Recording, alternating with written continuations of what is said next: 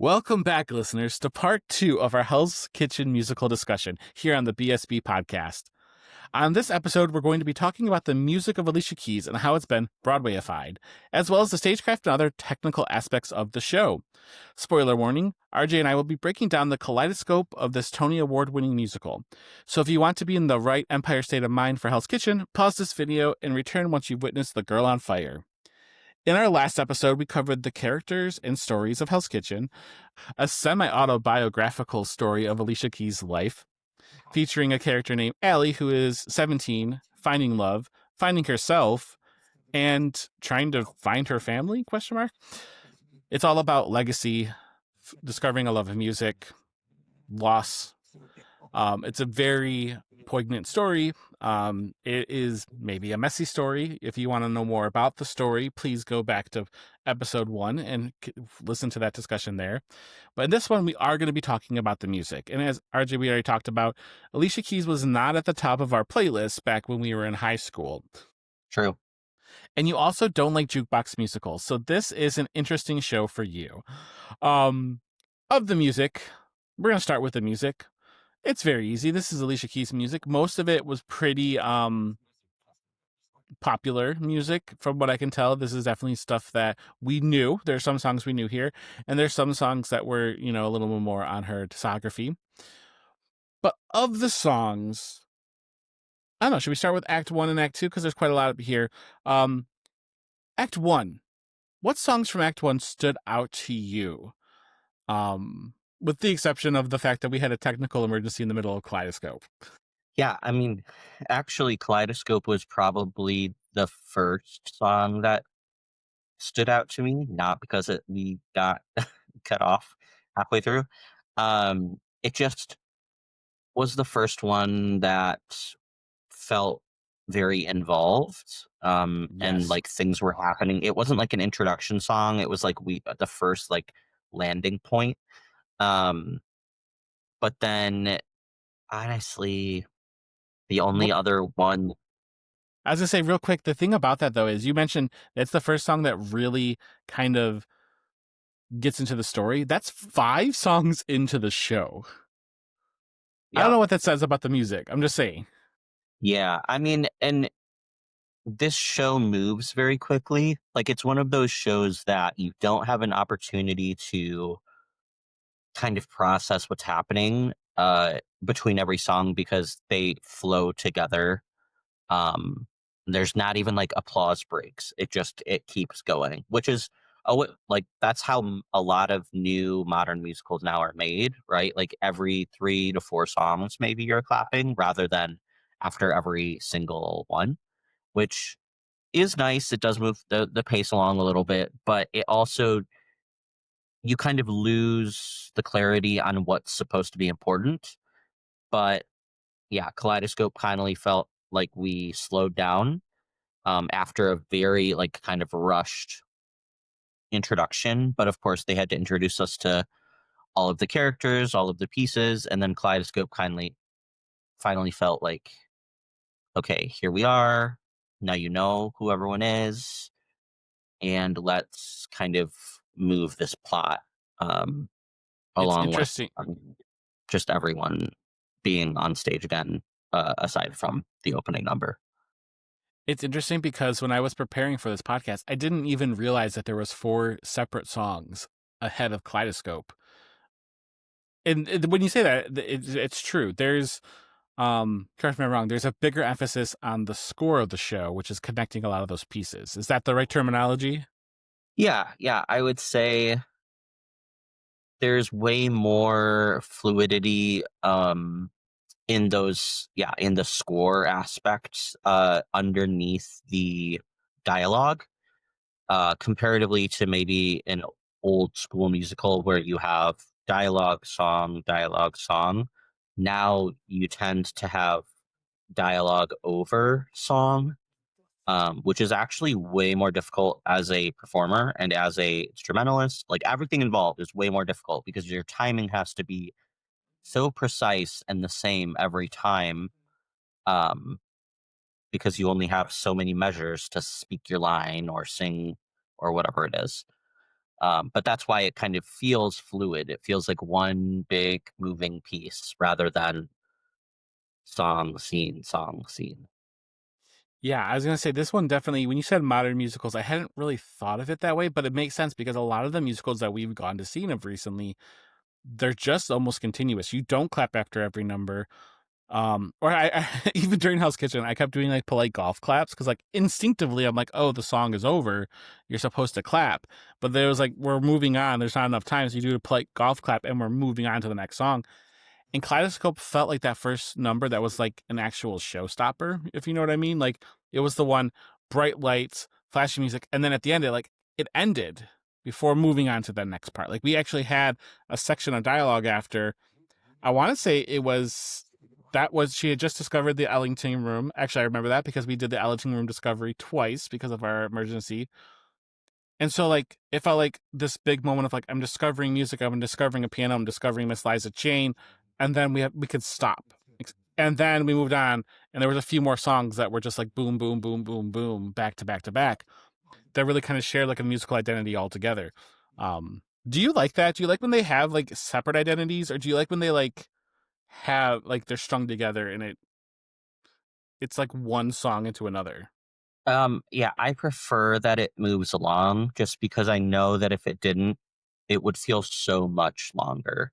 To Okay, pause when you have a show that's so song heavy, and just looking at it, what we had like a lot of 11 songs. songs in Act One, um, and they weren't like snippets, right? Like some jukebox musicals, you have like 20 seconds of this song.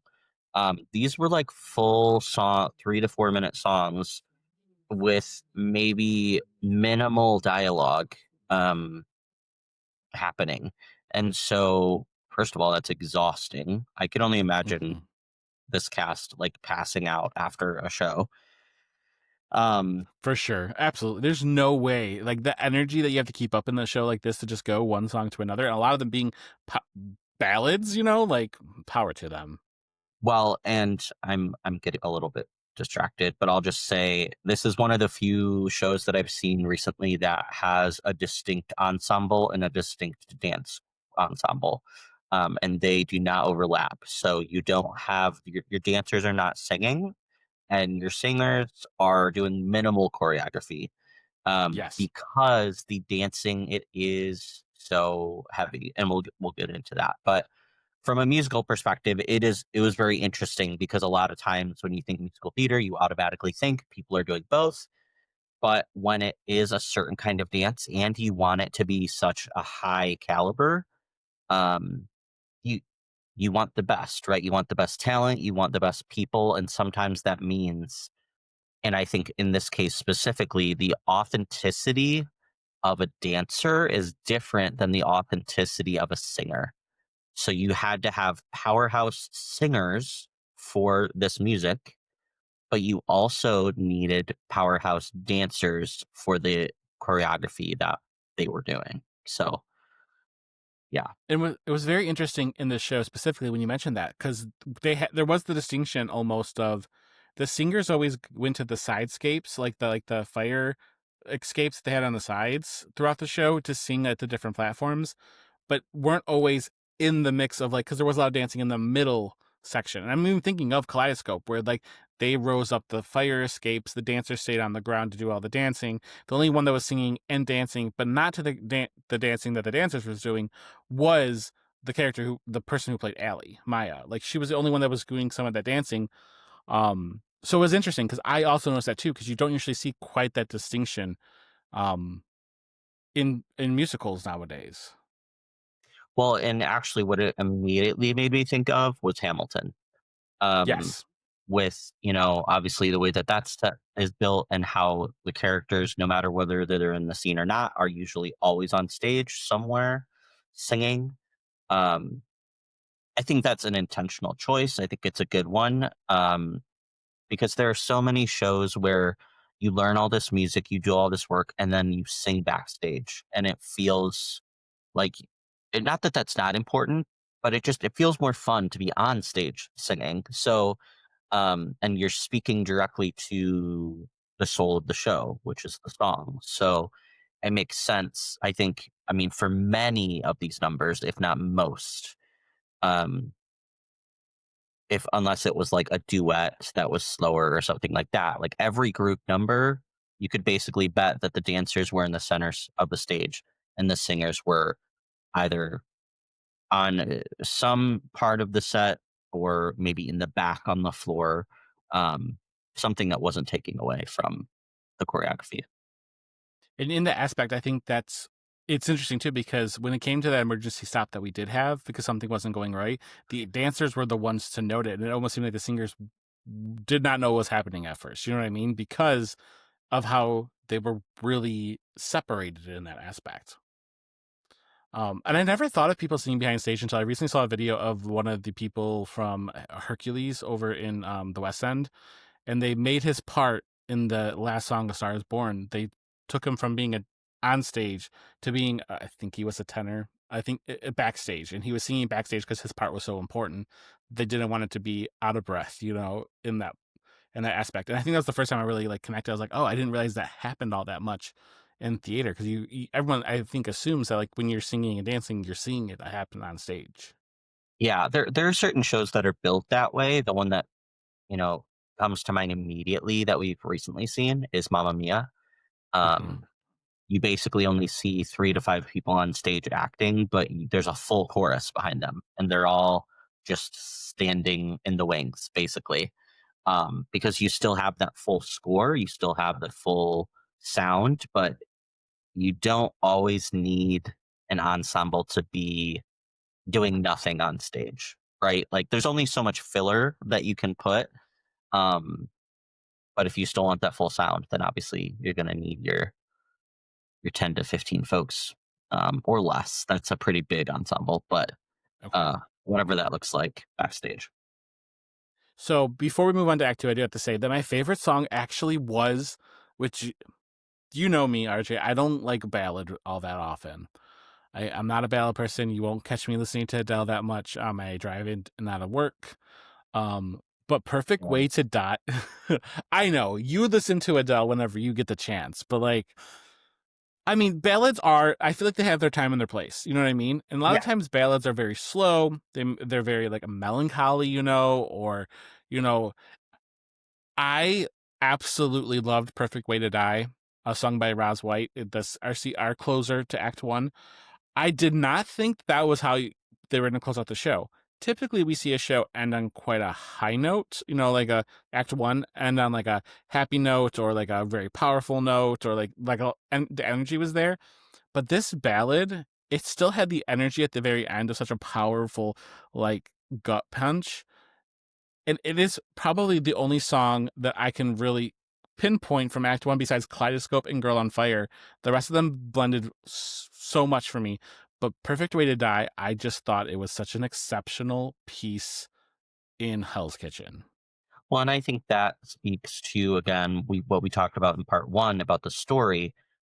That is kind of proves the point, right? Like the pieces that felt prominent, even vocally, were the plot points that we preferred, right? Like we weren't looking at the teenage love affair, um, or not even the king or the part. Like it just the pieces that we really leaned into were those emotive, um, numbers. And yeah, it was a maybe untraditional, but I don't know because it is still a powerhouse number. I mean, I immediately think Wicked and Defying Gravity. Sure. That's not upbeat. I mean, it feels upbeat because the tempo is relatively like it fluctuates, but the Hmm. song itself is not happy. Um, it's just full of emotion, and I think this is very similar, right? Where we're talking about something very, kind of heavy and kind of Yeah. makes you think as you go into intermission. Kind of makes you sit there for a minute and just be like, "Whoa," um, and then ultimately preps you for Act Two. Which Act Two, I'm sorry, no song in Act Two is topping upon it all. first off, we need to take a second. We need to take a step back. So this role was recently played by Jessica Vosk on Broadway. It was performed originally by Shoshana Bean, who, correct me if I'm wrong, they were both Alphabas at one time, correct? Okay, Yeah, so very infamously, probably some of the top played Alphabas on Broadway.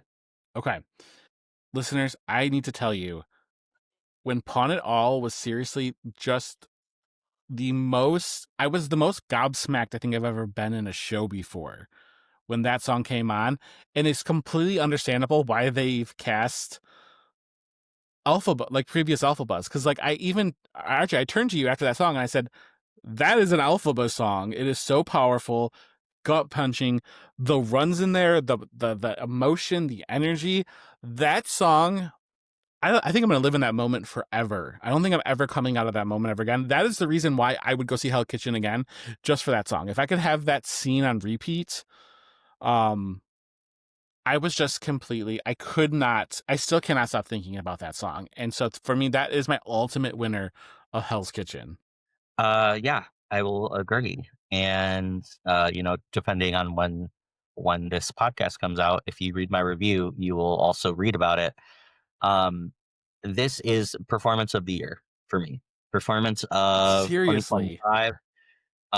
Vocally, I was so in act one, we get like a little bit of taste. Like I could tell that she was a very good performer, but we weren't getting much from the character.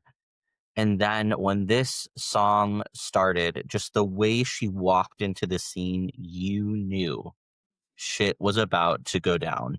And I didn't know this song before she sang it. Nope.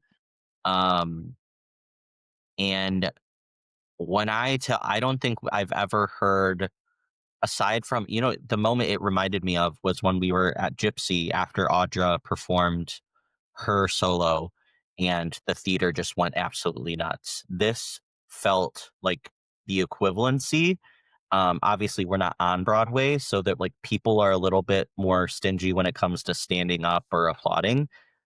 But it was easily the longest applause I think I have heard all year, from the national tour perspective, and just the energy around us. Everyone was just, it was like a take you to church moment.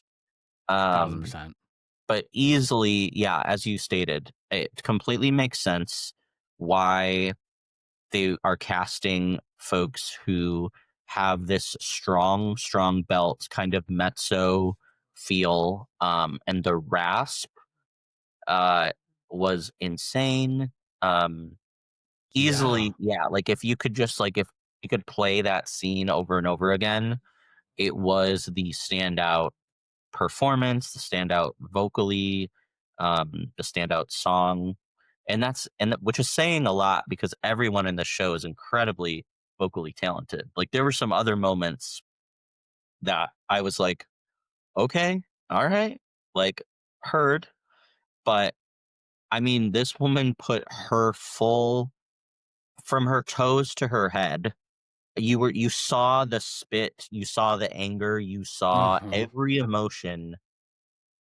And it's not like we were in like the first two rows. Like we were, I mean, in orchestra, but we were further back and you could still like her body, like if the stage could shake, it would have, because um I could only imagine. I feel like I would have passed out after singing and performing the way she did. So yeah, It bravo. I have to say this too. So I listened to that almost on repeat the entire time driving home, and the cast recording is really good as well. It did not capture the energy that I had in that moment. And so part of me is like, I have to see Kennedy in this role again. But when you look at her too, she has been in recent scene as Jenna and Waitress. She was the touring as Carole King in Beautiful. She was Elphaba in Wicked. She was also in Frozen. Like there's a clear picture that is painted by the actress that takes this role.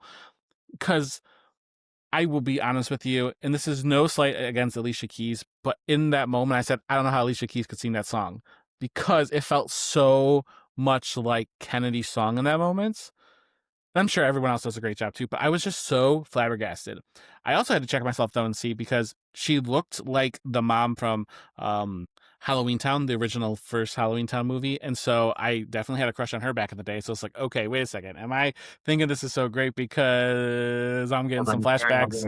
It's fine. Yeah, she kind of, the mom also played in the original Teenage Mutant Ninja Turtles movie. Am I getting some of that as well with the costumes? So I had to check myself a little bit, but truly, there was just when you said like, "Take Me to Church" song, it was because I remember at the first part when she was like, "Take my diamond ring." Like take my chain.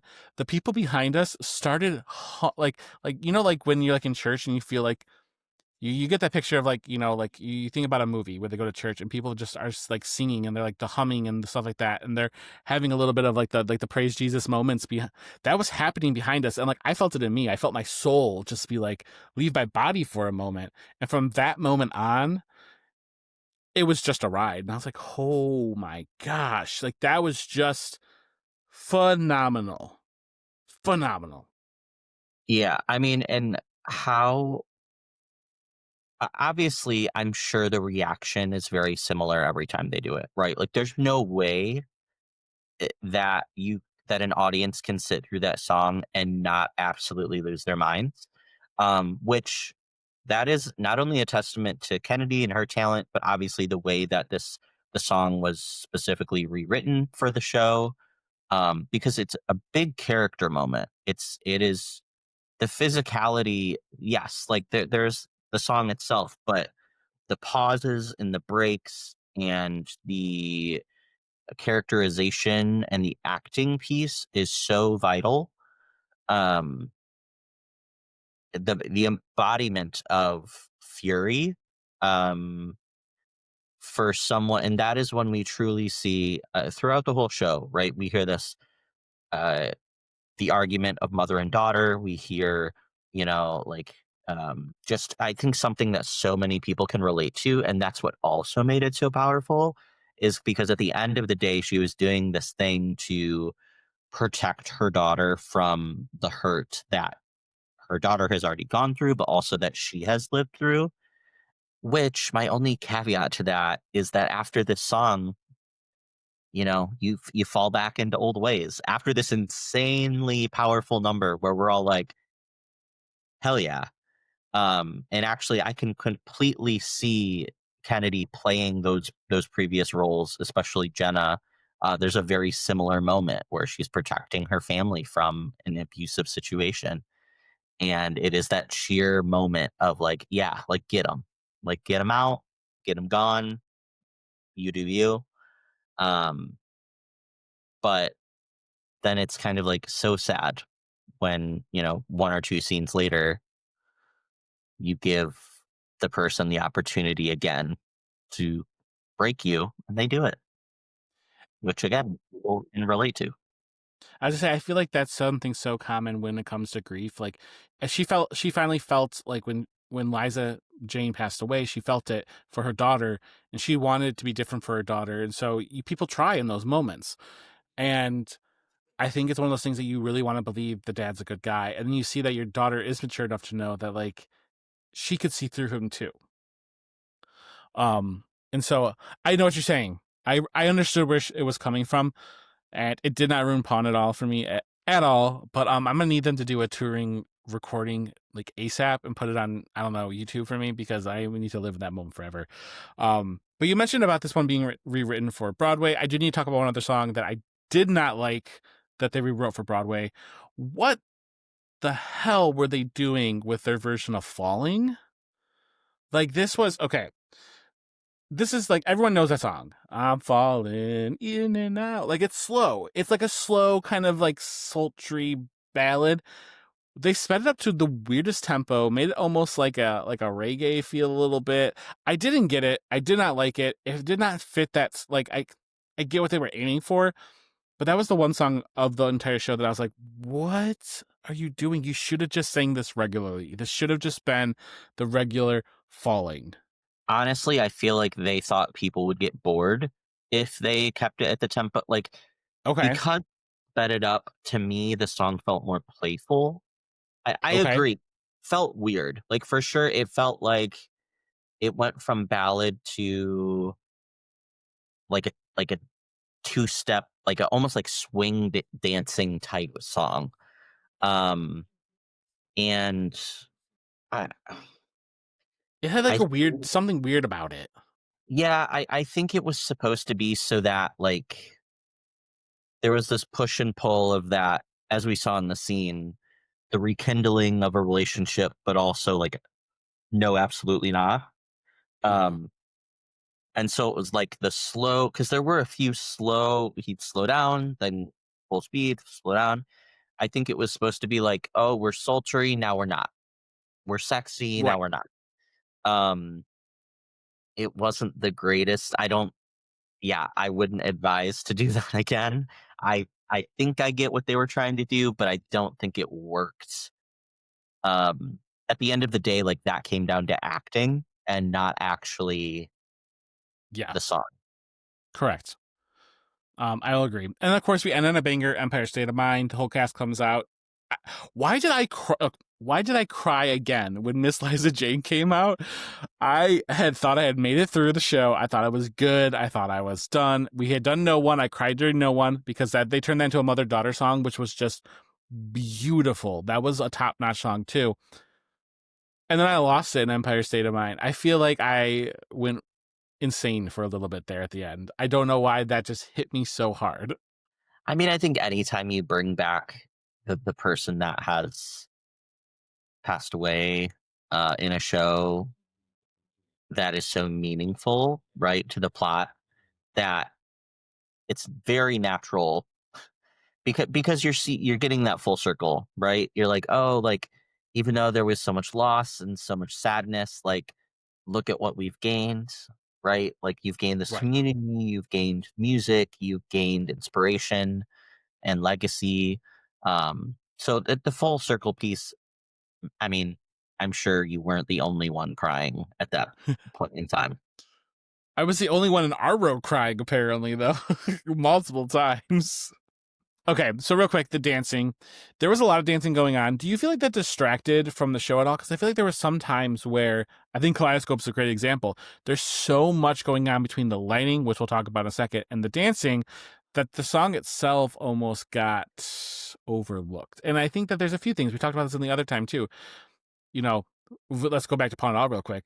The mom and Ms. Liza Jane overshadowed, Allie and stuff like that. Then there was the dancers that seemed to overshadow Allie. It seems like they were trying to distract from a lot of these things. I liked the dancing, but I guess I just feel like maybe it was a lot happening on stage at one time. Yeah, I mean, it's a very distinct, again, some of it reminded me of Hamilton, um, Yeah, choreography. Some of it was just straight up street dancing, um, which is what some of these performers did before being on Broadway, right? They were literally street dancers. So sure. you have that, like, authentic feel, which I really appreciated. And I appreciate when you bring people in who are doing the thing. You're not just trying to represent the thing that it is, but you are showing the real thing. Um, but it was a lot because, of course, I mean, there was what, maybe 10, 12 dancers, and they were all doing sometimes different things on purpose. And you know what else it reminded me? It was like a median of Hamilton and Juliet. That is Yes, yes, yes, what. yes. Also, the costuming reminded me a lot of and Juliet. Obviously, and Juliet had, like, more of a Shakespearean theme, but but it was, like, updated, right? So we had this kind of, like, street clothes that still felt modern, but then still had a little bit of age. Um, between Yeah, that and this, like, hip hop type, very quick choreography, it was that's what I was like, oh, like, interesting that all of these, I mean, these shows were all produced around the same time, in the same era. Like, this is where we are. Like, this is what now that expectation kind of is or has become. for sure. I would agree with that. And I didn't think of Angelia until you said that, but yeah, and Juliet was definitely hip hop-ish vibes. And then Hell's Kitchen was set in the '90s, but it definitely that's when hip hop was getting big. There was a big hip hop movement going on. So it's interesting that, like you said, those costumes definitely reflected that, because that makes a lot of sense. Now, we got to talk about the lights. RJ, you disliked the lights. You were not a fan of the lights of Hell Kitchen. The bright I lights. overall, the lighting was fine. Like, so there's a lot of usage of screen, right, which we've seen before. There was a lot of specialty lighting, which was great for what it was. I just do not understand the special effects that seemingly add nothing to the story. I'm specifically, and they do put out a warning in the lobby for special effects, including theatrical haze, strobe lighting, um, and I think some loud sounds. But the strobe lighting, and that we experienced this with Hadestown, which Hadestown made more sense because they're going. There's a purpose for the lighting. In this Sure. instance, or the moment that I'm specifically thinking of, is it's supposed to represent the cops coming. So you have like these red strobe lights, but they are so bright. I don't think there was one person in that audience who didn't put their head down or close their eyes, because it didn't just happen once. It was happening for like 15, 20 seconds. And there's still things happening on stage. And then they moved into a transition, but it wasn't like they were trying to cover anything. Like, usually if you have bright strobe, it's because you're trying to avert the audience's eyes from the magic of whatever's happening on stage. Like, you're either doing a transition and you don't want people to see you do that, or whatever. This, you literally could have had just regular red lights flashing on the back of the stage, and it would have had the exact same effect. So I don't know. I would love to be in conversation with the lighting design on what the true purpose of that was. I get this was the moment where they were getting arrested. I get that that was like part of the plot and the importance of, again, we're talking about racial profiling. We're talking about all of those aspects. But did we need people to be literally blinded? Not sure. I'm gonna take it one step further. That there was some of the lighting and the smoke effects that I could not make out the people on the stage because my eyes couldn't focus. And so part of me is like, did you need that much smoke? Did you need that bright of a light? There was definitely some like things about the lighting that I feel like could be toned up a little bit. But yeah, those strobe lights, I was like, what is going on here? What are they doing here? Um, and truthfully, it felt like the lights were almost the set, because we had the screen in the back, but there wasn't really a set for the show. You rolled on a piano, you rolled in the kitchen. There was occasionally a bed or couch. There was the elevator they used in the first scene, and they never ever brought that glowing box back out. Um, so it really was heavily relying on.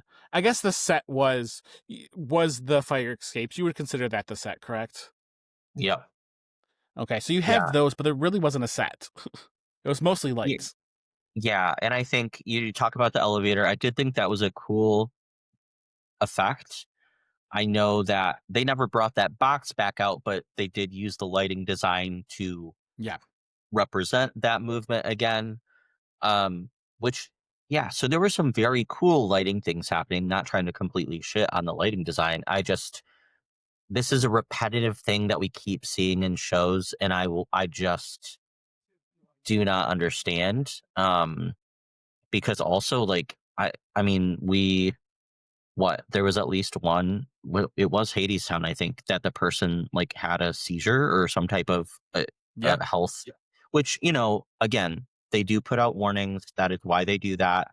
But I don't think anyone, like, as someone who has no health problems, it was averting to me. So I can only imagine as someone who does.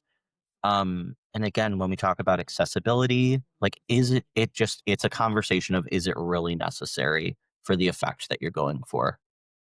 Or Not is sure. there another way to do it? Because I don't know if you remember, but the Outsiders had a cop scene with flashing lights, but it was not like that. It was on the stage and self-contained.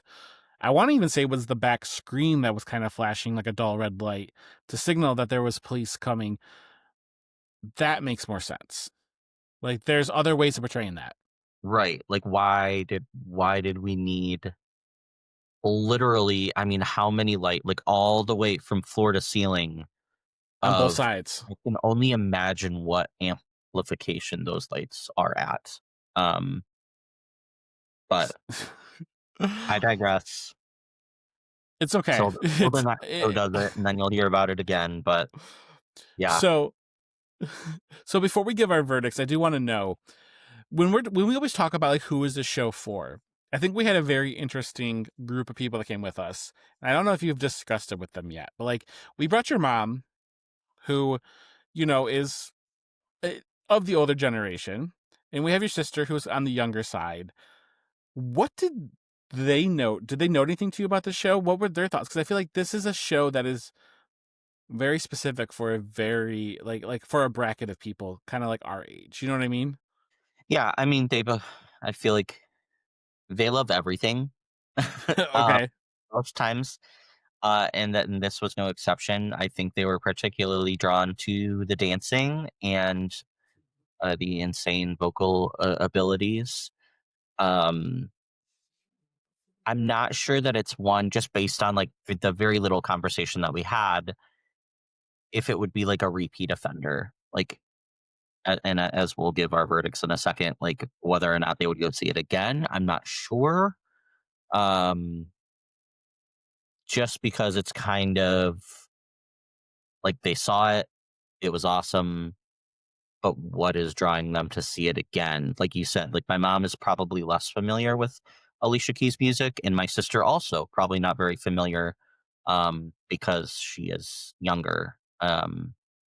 And so while they've probably heard one or two, I think, of those songs just because radio or just, living, you hear them.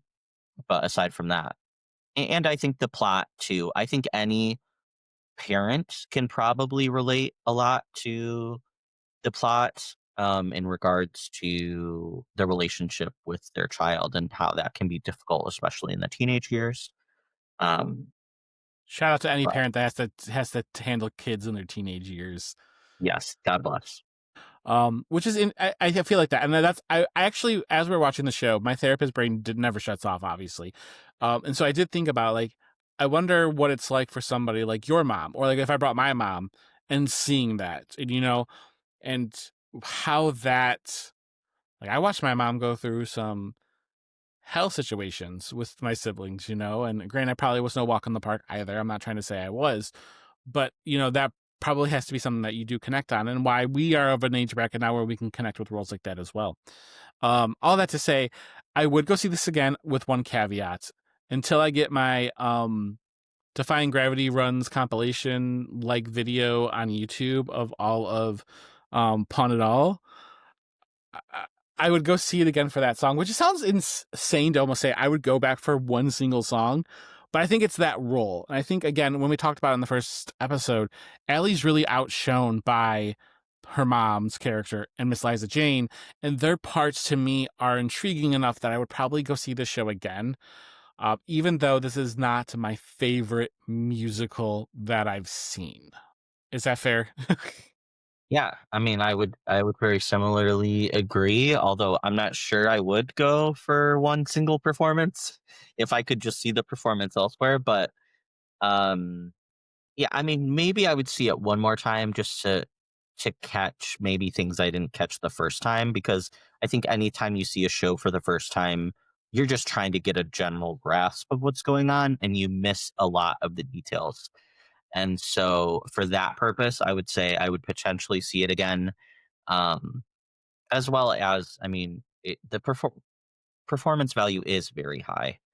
Um, It's a so spectacle. yeah, for the singing and dancing, I would go. Um, but as we've been talking about, maybe less for the the storyline itself.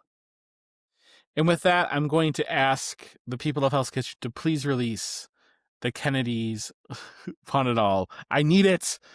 Give it to us.